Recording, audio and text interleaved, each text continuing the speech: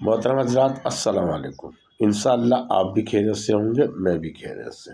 محترم حضرات، آج میں آپ صلی اللہ علیہ وسلم کے طائف کے سفر کا قصہ آپ کو سنا رہا ہوں، سنیے۔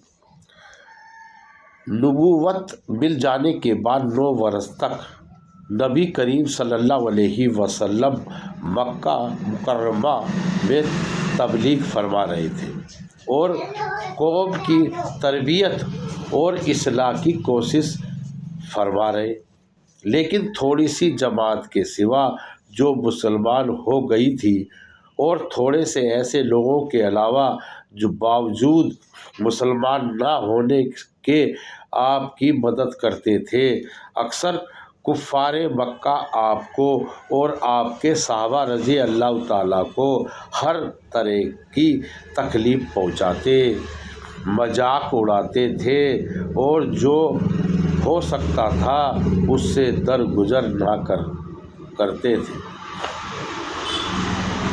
حضور صلی اللہ علیہ وسلم کے چچا ابو طالب بھی انہی نیک دل لوگوں میں سے تھے جو باوجود مسلمان نہ ہونے کے حضور صلی اللہ علیہ وسلم کی ہر قسم کی مدد فرماتے تھے۔ 10ویں سال میں جب ابو طالب کا بھی انتقال ہو گیا تو کافروں کو اور بھی ہر طرح کھلے بہار پوری آزادی کے ساتھ اصلاح سے روکنے اور مسلمانوں کو تکلیف پہنچانے کا موقع ملا۔ حضور صلی اللہ علیہ وسلم اس خیال سے طائف تشریف لے گئے کہ وہاں قبیلہ ثقیف کی بڑی جماعت ہے، اگر وہ قبیلہ مسلمان ہو جائے تو مسلمانوں کو ان تکلیفوں سے نجات ملے اور دین کے پھیلنے کی بنیاد پڑ جائے۔ وہاں پہنچ کر قبیلے کے 3 سردار تھے جو بڑے درجے کے سمجھے جاتے تھے، گفتگو فرمائی اور اللہ کے دین کی طرف بلایا اور اللہ کے رسول کی یعنی اپنی مدد کی طرف متوجہ کیا، مگر ان لوگوں نے بجائے اس کے کہ دین کی بات کو قبول کرتے یا کم سے کم عرب کی مشہور مہمانی نوازی کے لحاظ سے ایک نووارد نئے آئے مسلمان مہمان کی خاطر مدارات کرنے سے صاف جواب دے دیا اور نہایت بے رخی اور بد اخلاقی سے پیش آئے۔ ان لوگوں نے یہ بھی گوارا نہ کیا کہ آپ قیام فرما لیں۔ جن لوگوں کو سردار سمجھ کر بات کی تھی، شریف ہوں گے اور مہذب گفتگو کریں گے۔ ان میں سے ایک شخص بولا کہ اوہو، آپ کو ہی اللہ نے نبی بنا کر بھیجا ہے۔ دوسرا بولا کہ اللہ کو تمہارے سوا کوئی اور ملتا ہی نہیں تھا جس کو رسول بنا کر بھیجتے۔ تیسرے نے کہا میں تجھ سے بات نہیں کرنا چاہتا، اس لیے کہ اگر تو واقعی نبی ہے جیسا کہ دعویٰ ہے تو تیری بات سے انکار کر دینا مصیبت سے خالی نہیں، اگر جھوٹ ہے تو میں ایسے شخص سے بات نہیں کرنا چاہتا۔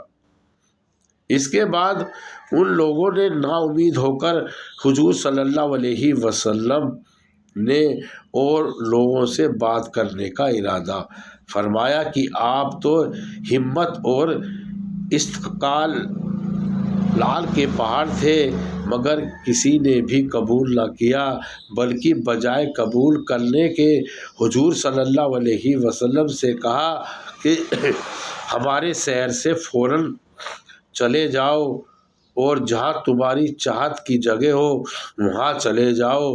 حضور صلی اللہ علیہ وسلم جب ان سے بالکل مایوس ہو کر واپس ہونے لگے تو ان لوگوں نے شہر کے لڑکوں کو پیچھے لگا دیا کہ آپ کا مذاق اڑائیں۔ تالیاں پیٹے، پتھر مارے، حتیٰ کہ آپ کے دونوں جوتے خون کے جاری ہونے سے رنگین ہو گئے۔ حضور اقدس صلی اللہ علیہ وسلم اسی حالت میں واپس ہوئے۔ جب راستے میں ایک جگہ ان سریروں سے اطمینان ہوا تو حضور صلی اللہ علیہ وسلم نے یہ دعا مانگی: اے اللہ، تجھی سے شکایت کرتا ہوں، میں اپنی کمزوری اور بے کسی کی لوگوں میں ذلت و رسوائی کی۔ اے الرحمن الرحیم، تو ہی ضعیفاں کمزوروں کا رب ہے، تو ہی میرا پروردگار ہے۔ تو مجھے کس کے حوالے کرتا ہے؟ کسی اجنبی بیگانے کے جو مجھے دیکھ کر ترشرو ہوتا ہے اور منہ چڑھاتا ہے، یا کسی دشمن کو جس کو تو نے مجھ پر قابو دے دیا ہے؟ اے اللہ، اگر تو مجھ سے ناراض نہیں تو مجھے کسی کی بھی پرواہ نہیں، تیری حفاظت کافی ہے۔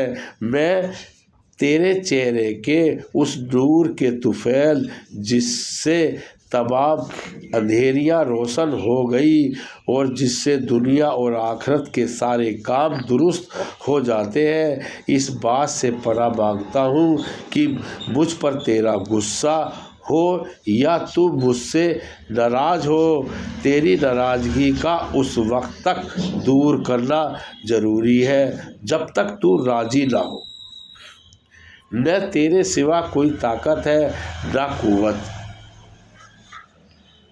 ملک الملک کی شان قہراری کو اس پر جوش آنا ہی تھا کہ حضرت جبرائیل علیہ السلام نے آ کر سلام کیا اور عرض کیا کہ اللہ نے آپ کی قوم کی وہ گفتگو جو آپ سے ہوئی ہے سنی ہے اور ان کے جوابات سنے، اور ایک فرشتے کو جس کے متعلق پہاڑوں کی خدمت ہے آپ کے پاس بھیجا ہے کہ آپ جو چاہے اس کو حکم دے دیں۔ اس کے بعد اس فرشتے نے سلام کیا اور عرض کیا کہ جو ارشاد ہو میں اس کی تعمیل کروں۔ اگر ارشاد ہو تو دونوں جانب کے پہاڑ کو ملا دوں، جس سے یہ درمیان میں کچل جائے، یا اور جو سزا آپ تجویز فرمائیں۔ حضور صلی اللہ علیہ وسلم کی رحیم اور کریم ذات نے جواب دیا کہ میں اللہ سے اس کی امید رکھتا ہوں کہ اگر یہ مسلمان نہیں ہوئے تو ان کی اولاد میں سے ایسے لوگ پیدا ہوں جو اللہ کی پرستشی بندگی کریں اور اس کی عبادت کریں۔ فائدہ یہ ہے اخلاق اور اس کریم ذات کی جس کے ہم لوگ نام لیوا ہیں کہ ہم ذرا سی تکلیف سے کسی کے معمولی سی گالی دینے سے ایسے بھڑک جاتے ہیں کہ پھر عمر بھر اس کا بدلہ نہیں اترتا، ظلم پر ظلم اس پر کرتے رہتے ہیں اور دعویٰ کرتے ہیں کہ اپنے محمدی ہونے کا، نبی کے پیرو بننے کا۔ نبی کریم صلی اللہ علیہ وسلم اتنی سخت تکلیف اور مشقت اٹھانے کے باوجود بھی بد دعا فرماتے ہیں، نہ کوئی بدلہ لیتے ہیں۔ ہے کوئی آپ صلی اللہ علیہ وسلم جیسا؟ اللہ ہمیں بھی اس کا عمل کرنے کی توفیق عطا فرمائے۔